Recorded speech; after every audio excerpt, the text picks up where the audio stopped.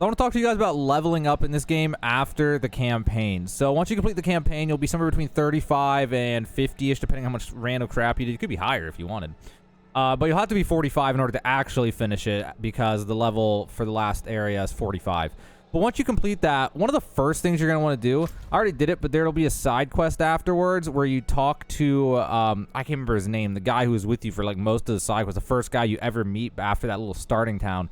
There'll be a side quest from him in here, and you want to do that. It's very short, and it'll unlock this thing called the Tree of Whispers, and you'll go to the Tree of Whispers, and you'll do that whole quest, and it'll unlock this thing where these icons will be on the map, and you can go and do these. Like this one's do this dungeon, and I get 5 grim favors, and this one is just in this region kill things and collect these things until I get 100 of them, and they're pretty generic, repeatable ones. They're all similar, and they reset every so often. This one expired in 55 minutes. They all reset. You'll notice all of them say 55 minutes, and you'll get 10 of these. You'll get 10 grim favors. You'll go back to the Tree of Whispers. You'll do this over and over and over again until eventually it will give you a consumable, which is a nightmare sigil. Now we'll get you started on your sigil path, which is something really important after level 50. And so if you go to abilities and go to Paragon, you notice these glyphs. You can level these things up, which makes you even stronger. So you put it on like this. This one makes me do more damage for every one of these nodes I've attached to it of intelligence. But I can make this, instead of 1.6, it can give 1.7, 1.8, 1.9, 2, whatever. It just goes on and on and on as it levels up. And its radius will increase. Instead of 3, it'll eventually be 4 once I get it to level 15. So what happens is we use those nightmare sigils, and then it'll make it so a random dungeon will be activated. I'll just go ahead and use one now. Now, you won't be able to use it if you've never seen the dungeon before, but if you have seen the dungeon before, you can use it. It'll be pretty easy to spot it on the map. It'll have this little icon on it like that, so then you can go to it. I guess you can go to it if you've never seen it before, but some of them it'll be like you haven't unlocked it, which I didn't really understand what was happening there. But anyway, so you want to go and do those, and that will let you level up your glyphs. That's a big thing to do. So it's kind of a win-win. You want to do those some after the campaign just to level up your glyphs and make yourself stronger. Also, leveling after the campaign is, or just what to do after the campaign, you're going to want to work on your legendary sets. You're going to slowly get uniques and things, although really all your gear is going to kind of get replaced by the time you're 100. So really, until you're level 100, you're just going to get things that are good. You know, if you see an upgrade, you equip it, but you're not going to worry too much about it. You're mainly going to focus on these aspects, the orange text on each of these things, or in this case, this, like, I don't know what color that is, beige or something.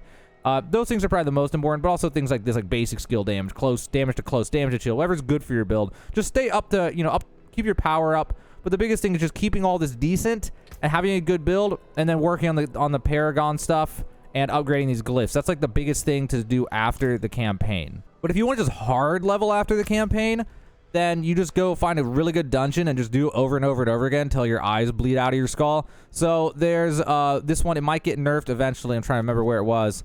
It is over here. There's Champion's Demise.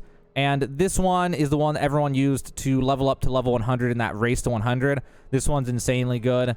But there's other ones too. There's also like a little exploit here where you can go to this stronghold. If you haven't done it, you can start right here and then run there, then there, and then there, and then there, then there, and then teleport back to there, and then kill them all, and then leave game and come back in, and it'll put you here again. It'll reset the whole thing. Things like that that you can do. Or you just try different dungeons and find ones that you like and farm them if you're trying to go as fast as possible. And then you just make sure that you keep up to date on your legendaries and your Paragon and stuff like that so things don't get hard. Also, leveling after the campaign, you're going to want to go to Kyovashad once you complete the campaign. Oh my god, this guy startled me. After you complete the campaign and you hit level 50 to 53, you're going to want to go here. Go to this right there. That's where this statue is to change world tier. Or you can leave game and change it, come back in. Change it to world tier 2. Go to the back of the chapel right there, and there'll be the capstone dungeon after the campaign. And if you're level 53, it'll be the easiest. But if you upgrade Paragon and all these other things, that'll make it even easier, or more doable in some cases.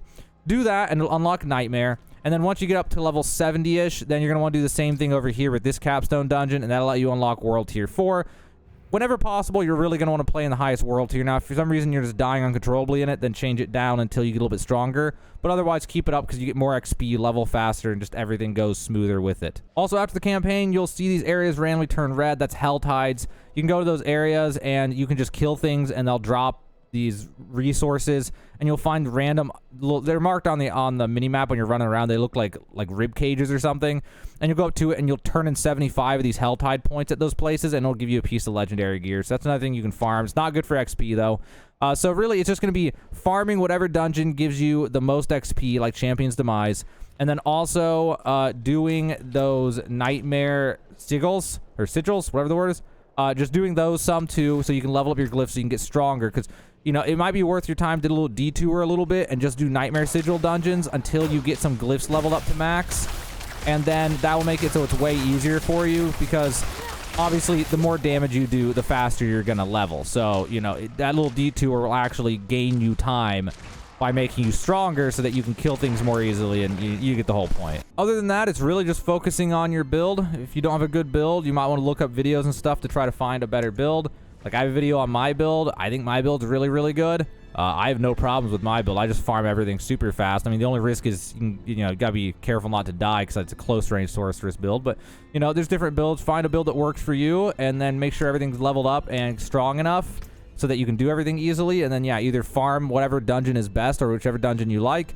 Or, if you're not concerned about leveling as fast as possible, another thing to think about is completing your renown in each region. And this is cross characters. You can get your potion capacity increase, which makes life way easier, huge quality of life. Extra skill points, and then you can also get your max O-balls increased, which isn't really that important. But then Paragon points as well. In order to do that, just get all the waypoints in a region, do all the strongholds, do all the side quests. The side quests are the part that's really going to blow, though. And then discover all the areas, do all the side dungeons one time, and find all the altars of Lilith, which those are just hidden, and you'll just run around, you'll just see them randomly and find them. They're actually really hard to find. I've only found a few on, like, just, I haven't really looked for them, though, but only just randomly stumbled across a few while just doing other things. Well, hope this video helped you out, guys. If you already knew literally everything I told you, then don't worry, you're not missing anything. You already know everything. And just, if you're looking this up, think if, like, maybe you're missing, there's something else that you should be doing. No, that was everything. But if you didn't know any of this stuff, well, there you go.